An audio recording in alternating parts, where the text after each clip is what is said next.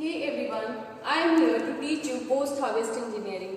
इसमें हम कौन कौन सी चीजें पढ़ते हैं वो हम देख लेते हैं। पहला, वो कोई सी भी टेक्नोलॉजी जो यूज होती है for the increasing self life of the fruits and vegetables, और साथ साथ में हम देखते हैं कि वो कौन से क्राइटेरियाज होते हैं जिसके बेसिस पे हम फ्रूट्स एंड वेजिटेबल्स को पिक करते हैं, और साथ साथ हम क्लीनिंग, ग्रेडिंग और सेपरेटर के भी अलग अलग टाइप्स को पढ़ते हैं। अब पहले हम डील करते हैं with the technologies. Post harvest technology क्या होता है? वो कोई सी भी टेक्निक्स जो अप्लाई होता है एग्रीकल्चरल कमोडिटीज पे after harvest for the purpose of preservation, conservation, marketing as well as distribution purposes. अब हम देखते हैं कुछ टेक्नोलॉजीज को हम देख लेते हैं जो फ्रूट्स एंड वेजिटेबल्स के सेल्फ लाइफ को बढ़ाने में हेल्पफुल होते हैं या फिर रिस्पॉन्सिबल होते हैं। पहला देख लेते हैं वैक्सिंग। अब वैक्सिंग क्या होता है? स्ट्रिप यूज किया और नहीं, वो नहीं। ये वैक्सिंग होता है फ्रूट्स एंड वेजिटेबल्स के लिए। ये वैक्सिंग एक एज ए प्रोटेक्टिव कोटिंग की तरह फ्रूट्स और वेजिटेबल्स पे यूज करते हैं, जिससे रेट ऑफ ट्रांसपिरेशन यानी loss of moisture and rate of respiration जो होता है वो डिक्रीज हो जाता है, और इसलिए जो फ्रूट्स एंड वेजिटेबल्स की सेल्फ लाइफ है वो प्रोलॉन्ग हो जाती है, स्टोरेज लाइफ प्रोलॉन्ग हो जाती है। अब दूसरा, evaporative cold storage. Evaporative cold storage क्या होता है? ये बेस्ड शॉर्ट टर्म टेक्निक्स होते हैं जो कि फार्म लेवल पे किया जाता है। जब वो फार्मर्स होते हैं वो खेत में जैसे हार्वेस्ट हुआ उसी टाइम में हम अप्लाई करते हैं evaporative cold storage. Short term के लिए स्टोरेज का स्ट्रक्चर्स होता है, और जिससे फार्मर्स को हेल्प मिलता है टू गेट बेटर रिजल्ट्स और better return for their products. So ये काफी हेल्पफुल होता है। कोई बर्बादी ना हो फ्रूट्स की, वो वेस्ट ना हो, जितने पोस्ट हार्वेस्ट लॉसेस होते हैं उससे बचाने में काफी हेल्पफुल होता है। अब प्री पैकेजिंग, तीसरा है प्री पैकेजिंग। प्री पैकेजिंग का क्या, प्री पैकेजिंग से आप क्या समझते हो? पैकेजिंग से पहले की लगाए गए टेक्निक्स, मतलब मेन पैकेजिंग नहीं हुआ है उससे पहले पैकेजिंग।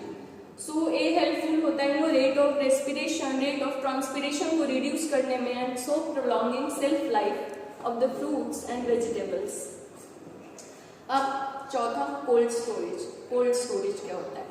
कोल्ड स्टोरेज एक स्ट्रक्चर्स होता है जिसे हम सभी लोग वाकिफ ही हैं, बट ये मेंटली वर्क करता है on the principle of maintaining low temperature, और बेसिकली ये लॉन्ग पीरियड के लिए होता है। जब लंबे समय तक हमें फ्रूट्स और वेजिटेबल्स को या फिर किसी भी प्रकार के फूड प्रोडक्ट्स को स्टोर करना है, हमें उसे प्रोटेक्टेड रखना है, प्रिजर्व करना है, तब हम लो टेम्परेचर मेंटेन करके एक पर्टिकुलर स्ट्रक्चर में उसको रखते हैं। और सो ये काफी हेल्पफुल होता है सेल्फ लाइफ को बढ़ाने में, by of course reducing the rate of transpiration and respiration, so it prolongs the life of the fruits and vegetables. And then modified atmospheric temperature, ये क्या होता है कि ये अलग अलग तरह के फ्रूट्स वगैरह में यूज करते हैं। ये मेनली ये जो टेक्निक है इससे हम पपाया को ऑलमोस्ट 4 वीक तक हम ज़्यादा चला सकते हैं, ज़्यादा समय तक सही रख सकते हैं। सो इसमें हम करते क्या है, बेसिकली जो फ्रूट्स एंड वेजिटेबल्स होते हैं उनको लो डेंसिटी पॉलीथाइलिन बैग में हम उससे उनको रैप करते हैं, और उसके बाद हम 10 to 12 डिग्री सेल्सियस टेम्परेचर को मेंटेन करते हैं। अब इससे क्या होता है कि रेट ऑफ रेस्पिरेशन स्लो हो जाता है, रेट ऑफ ट्रांसपिरेशन भी स्लो हो जाता है, और सो जो हमारा फ्रूट्स एंड वेजिटेबल्स होते हैं हमारे वो प्रोटेक्टेड रहते हैं। तो मॉडिफाइड एटमॉस्फेरिक पैकेजिंग के बाद controlled atmosphere storage. Controlled atmosphere storage ये क्या होता है? इसमें हम क्या करते हैं कि जहाँ भी हम फ्रूट्स या वेजिटेबल्स को स्टोर करते हैं वहाँ पे एक हम आर्टिफिशियल एटमॉस्फेयर क्रिएट करते हैं, जहाँ पे CO2 का कॉन्सेंट्रेशन हाई होता है और O2 का कॉन्सेंट्रेशन लो होता है than the normal atmosphere, than the outer atmosphere. अब इससे क्या होता है, जो rate of respiration slow down हो जाता है और हम लंबे समय तक स्टोर करके रख सकते हैं फ्रूट्स और वेजिटेबल्स को। अब आता है हमारा कोल्ड चेन। कोल्ड चेन क्या होता है? 7th one is cold chain. Cold chain basically handling system system होता है from farm to consumer, farm से कंज्यूमर तक लेकर हैंडलिंग सिस्टम, जिसे हम कोल्ड चेन कहते हैं। अब इसके एडवांटेज क्या होते हैं? ऑफ कोर्स ये पोस्ट हार्वेस्ट लॉसेस को इनहिबिट करता है, रोकता है या फिर कम कर देता है बहुत हद तक, जो कि हमें चाहिए। और फिर आता है एडिबल कोटिंग। एडिबल कोटिंग क्या होता है? एक्चुअली ये कुछ मेट्रिसेस होते हैं जो प्रिपेयर्ड होते हैं एडिबल मटेरियल से।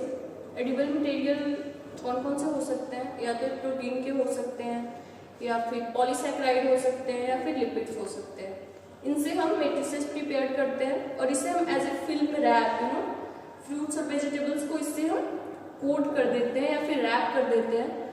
और फिर जब हमें खाना हो फ्रूट्स या वेजिटेबल जो हम यूज में ला रहे हैं उसे, तो हम कोट के साथ मतलब उसे कोट को हटाने की जरूरत नहीं है, वो एडिबल कोटिंग होती है, उसे हम खा भी सकते हैं ना। जब खाते हैं तो वो पार्ट ऑफ फूड बन जाता है।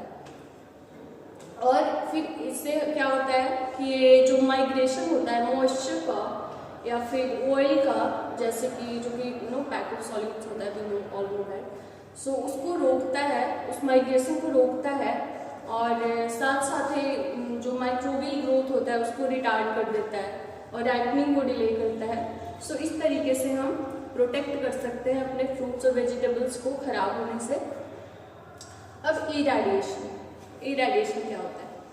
इरेडिएशन में हम बेसिकली क्या करते हैं, एक न्यूअर टेक्नोलॉजी है जिसमें हम क्या करते हैं, फ्रूट्स और वेजिटेबल्स को हम आयनाइजिंग रेडिएशन से एक्सपोज करते हैं। आयनाइजिंग रेडिएशन में हम मेनली गामा रेज को यूज करते हैं और उससे क्या होता है, ऑप्टिमम डोजेस से राइपनिंग प्रोसेस डिले हो जाती है और साथ साथ माइक्रोबियल ग्रोथ को रिटार्ड करता है। जैसे कि कई बार हम देखते हैं रॉटिंग ऑफ अनियन और पोटैटो, सो इन चीज़ों से प्रोटेक्ट करता है और इसलिए हम इसे बहुत ही ग्रेटफुली यूज कर सकते हैं, हम इसे एम्प्लॉय कर सकते हैं। आज के लिए इतना ही। अगले लेक्चर में हम देखेंगे types of maturity. Till then stay tuned and bye bye.